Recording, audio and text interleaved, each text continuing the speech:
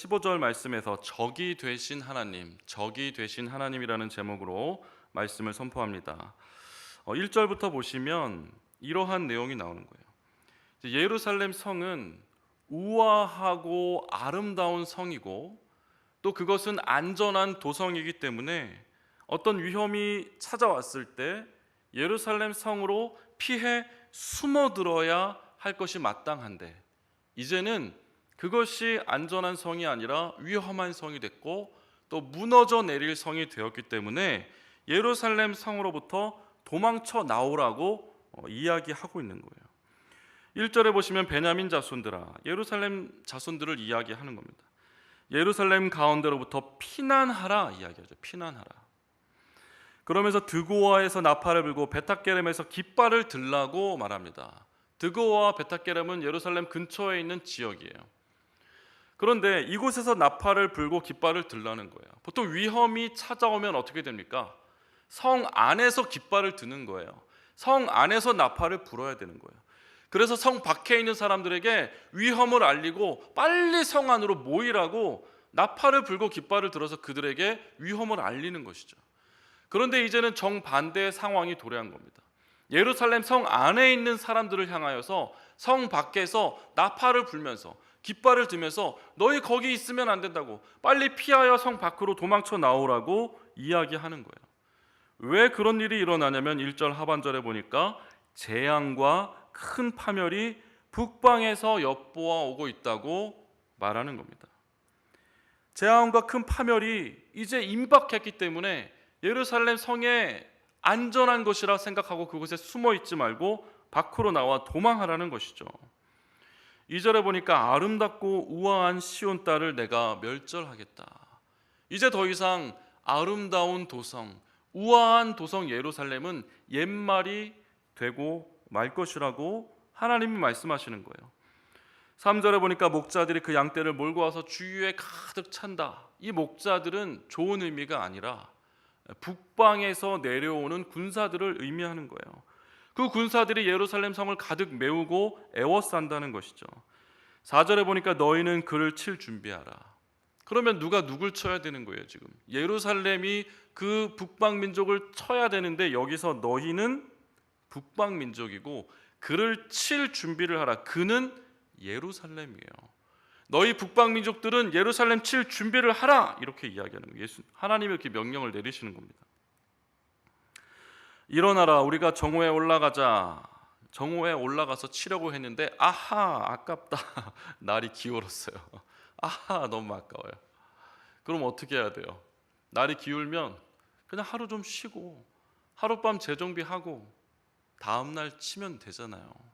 근데 그것도 기다릴 필요가 없다는 것이죠. 그냥 빨리 단숨에 해치워 버리자는 거예요. 5절에 보니까 일어나라, 우리가 그냥 내일까지도 기다릴 거 없고 오늘 밤에 올라가서 그 요새들을 헐어버리자.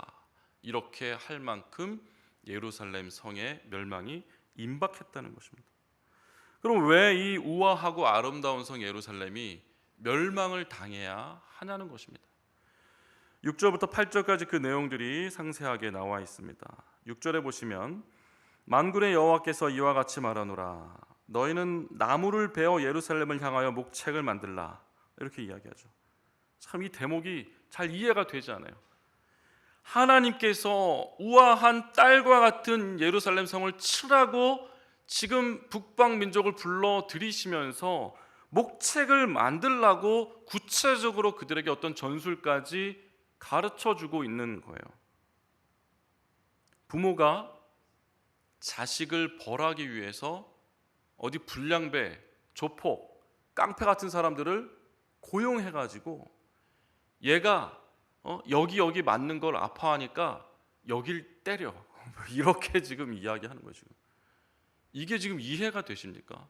이 가당키나 한 지금 상황입니까? 참으로 이해가 되지 않는 상황이 펼쳐지고 있는 거예요. 하나님이 우리의 아버지가 아니라 하나님이 마치 우리의 적으로, 오늘 제목처럼 우리의 적이 되어서, 적과 한편이 되어서 지금 우리를 치려고 여러 가지 전술과 전략으로 오고 계신 모습을 보는 겁니다. 그럼 그 이유가 뭐냐는 거죠.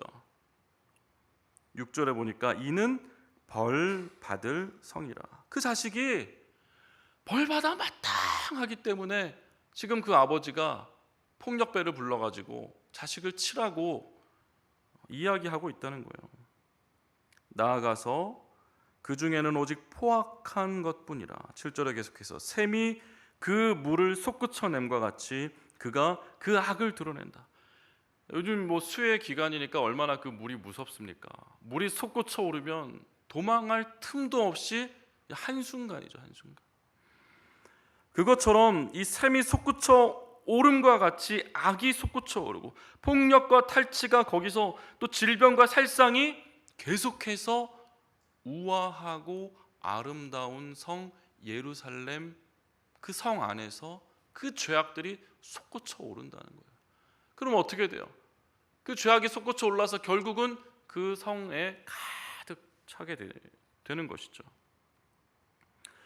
말하자면 아모스 선지자도 이제 앞서 멸망당한 지금 남유다의 이야기지 않습니까? 북이스라엘은 이미 다 멸망을 했습니다, 지금. 근데 아모스 선지자는 북이스라엘이 멸망할 당시에 북이스라엘을 향하여 경고를 했던 선지자였죠. 아모스 3장 10절에도 이렇게 얘기합니다. 북이스라엘을 보고 무엇이라고 말하냐면 이미 북이스라엘 궁궐 안에 포악과 겁탈이 계속해서 쌓이고 있다는 거예요.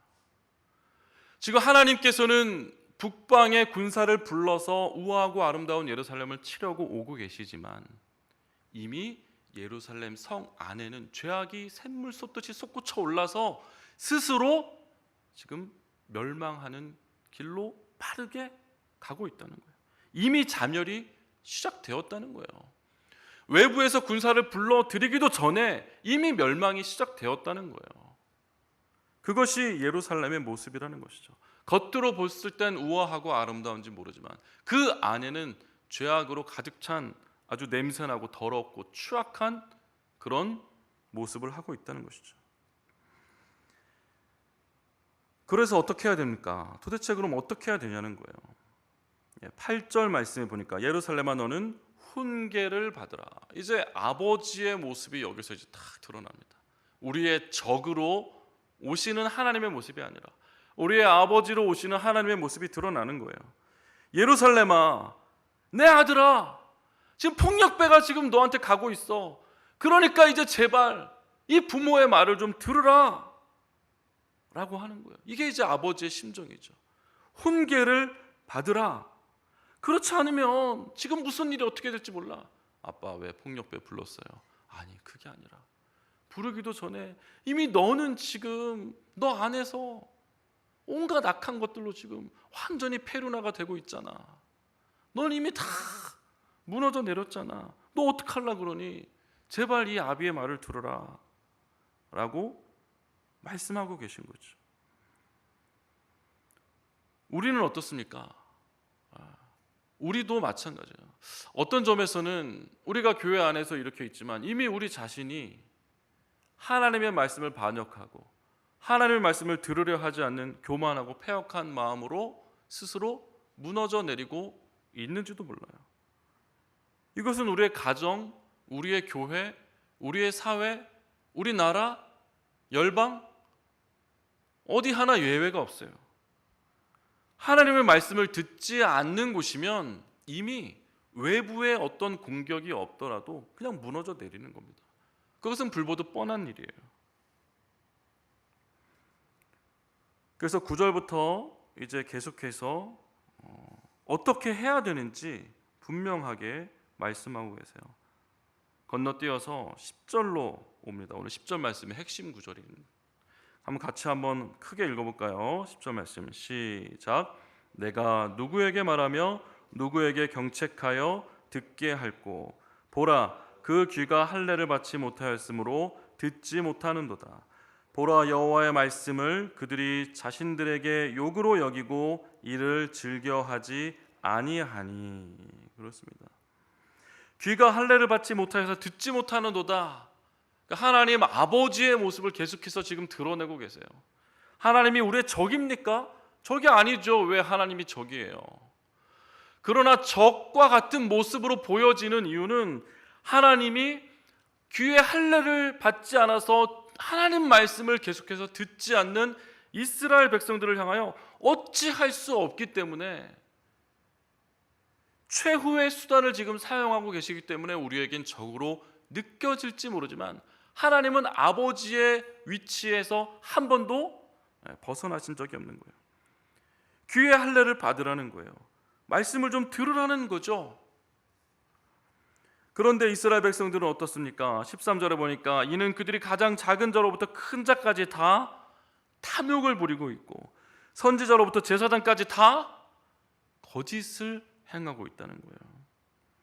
14절에 그들이 내 백성의 상처를 가볍게 여기면서 말하기를 평강하다, 평강하다, 좋습니다, 좋습니다, 다 잘 될 겁니다, 이렇게 이야기하고 있다는 거예요. 그러나 평강이 하나도 없다는 거예요. 15절에 그들이 가증한 일을 행할 때 부끄러워하였느냐, 조금도 부끄러워하지 않다는 거예요. 후한무치한 사람들, 면장우피한 사람들, 안면이 두껍고 거기에 그냥 소가죽을 깔고 그냥 사는 사람들이 바로 이 이스라엘 백성들이라는 거예요. 우리의 모습은 어떠냐는 거죠. 하나님은 한 가지 방법을 분명하게 이야기하는 거예요. 지금 이 시험대 앞에서 하나님은 답안지를 이미 예루살렘으로 보냈어요. 답안지를 보내셨어요. 그 답안지가 지금 예루살렘 앞에 있어요. 그 답안지는 굉장히 간단해요. 그래서 이 답안지를 본 사람들은 시험을 못 치를 이유가 없어요. 이 시험을 통과하지 못할 이유가 없어요. 다 통과할 수 있을 정도로 아주 쉬워요. 그 답안지에 뭐라고 써 있냐면 아버지의 말을 들어라. 그냥 이거 하나만 써 있는 거예요. 아버지의 말을 들어라. 이게 정답이에요. 이게 정답인데 이 쉬운 정답을 보고서도 무시하는 거죠. 들을 마음이 없는 거예요. 웃으면 복이 온다는 옛날 프로그램이 있었죠. 그렇죠? 웃으면 복이 옵니까? 뭐 웃으면 복이 오겠죠. 그렇죠? 웃지 않고 우는 것보다야 낫겠죠. 그런데 여기서는 이야기하시는 거예요. 이 하나님 아버지의 메시지는 뭐냐면 너희가 이 아버지의 말을 잘 들으면 지금 눈앞에 위험에서 지금 임박한 이 시험대에서 벗어날 수 있다고 지금 말씀하고 있는 거예요. 그러나 듣지 않으면 이미 너는 스스로 자멸하고 있고 이미 지금 저기 멀리서부터 너를 멸하라고 오는 그 군사들이 지금 보이지 않느냐. 그러나 너가 하나님 말씀을 잘 들으면 이 아비의 말을 잘 들으면 너는 이곳으로부터 구원을 받게 될 것이다. 이 모든 화를 면하게 될 것이라고 지금 하나님이 그 답을 분명하게 제시하고 있는 거예요. 그런데 듣지 못하는 것이죠. 이것이 얼마나 안타까운 마음입니까? 참 우리도 오늘 하루하루 살면서 하나님 말씀을 들으려고 부단히 애써야 되는 거예요. 가정에서도 마찬가지죠. 가정이 가장 편한 공간이지 않습니까? 그러니까 우리가 흐트러질 수 있는 거예요. 가정에서도 하나님이 무엇이라고 지금 나에게 말씀하시는지 그것을 주님 말씀하옵소서 내가 듣겠습니다. 교회에서도 마찬가지죠. 교회에서도 하나님이 지금 나에게 뭐라고 말씀하시는가 그것을 듣는다는 것은 들으라 이스라엘. 들으라 이스라엘은 쉐마가 곧 순종이에요. 순종과 같은 어원을 가지고 있는 거예요. 듣는다는 것은 그 말을 잘 듣고 지켜 행하는 순종까지 이야기하는 것이죠. 엄마가 제발 좀 내 말 좀 들어. 듣고 있어요. 이렇게 말한다고 그게 듣는 겁니까? 그게 아니잖아요. 이 하나님도 마찬가지예요. 들으라는 것은 듣고 그대로 행하라는 것이죠. 우리가 가정에서도 평범하게 하나님 말씀을 잘 듣고 지키다가 결정적인 순간에 하나님 말씀을 무시하고 내 뜻대로 내 생각대로 내 하고픈 대로 하면 가정엔 금이 가기 시작하는 거예요. 그리고 저기 멀리서부터 그 파멸의 그림자들이 가까이 말을 타고 달려오는 게 보입니다. 보여요. 교회라고 별 수 있습니까? 우리나라라고 별 수 있어요? 아무리 경제 대국이라고 해도 이 나라에 지금 각각의 청소년들이며 청년이며 중장년, 노년이며 너나 할 것 없이 지금 어떤 그 징조를 다 보이면서 아우성아우성 되고 있잖아요. 이것이 지금 우리 귓가에 다 들리고 있잖아요. 무너지기 직전 아닙니까 지금? 이것을 우리가 들으면서 기도를 해야 되는 거예요. 우리라도 하나님 말씀을 잘 듣고 순종하려고 발버둥 치면서 나가야 되는 겁니다. 하나님은 정답을 분명하게 말씀해 주셨습니다. 들으라. 그러면 된다. 오늘 우리에게 주신 하나님의 말씀이 무엇인지 잘 들으시고 결정적인 순간에 폭발하지 마시고 결정적인 순간, 그 순간에 하나님 나에게 말씀하옵소서. 내가 주님 말씀 듣겠습니다. 그 들음이 우리의 축복의 시작이 될 줄 믿습니다. 하나님의 도움의 시작이 될 줄 믿습니다. 이것이 별거 아니지만 하나님이 주시는 우리의 인생의 정답이에요. 정답. 그 말씀을 잘 기억하시고 순종의 길로 나아가 하나님의 인도함을 받는 우리 모두가 될 수 있기를 주님의 이름으로 축복합니다.